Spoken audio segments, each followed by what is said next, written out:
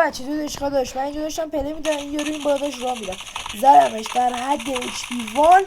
دیدم سفیده نمورد یوی پشمام ریخت رفتم جلوتر دیدم بالا مدیک گذاشته ای رفتم جلوتر عین بز کوهی نکن عین بز کوهی میخواستم برم بالا افتادم زمین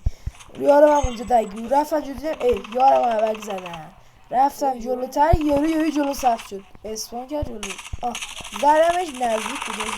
نزدیک بود بمیرم رفتم جلو تا اومدم یه ریلود بگیرم یه کاور پشت سر اینو فینیش بدم دیدم یارش داره میگه سلامش کنم خدا وکیلی اگه دادمشون لابی لایک و سابو با هم بزن آقا اومدم این بالا داشتم این فلجه باز میکنم هایدرم یه چوسی بودم اومدم پایین اینجوری پلیدم یه دونه شات بزنم دیدم که نه بابا این نمیمیره نصف دمیجش کردم ریپایر دید فلجه باز میکنم اومدم یه شات بزنم رفتم تو باکسا شاتم نخورد داشت آرمور میزد رفتم اینجا یه شات دیگه ریجستر نشد آخری ریجستر شد و دادمشون لابی ناموسن لایک کن دنبال کن عشق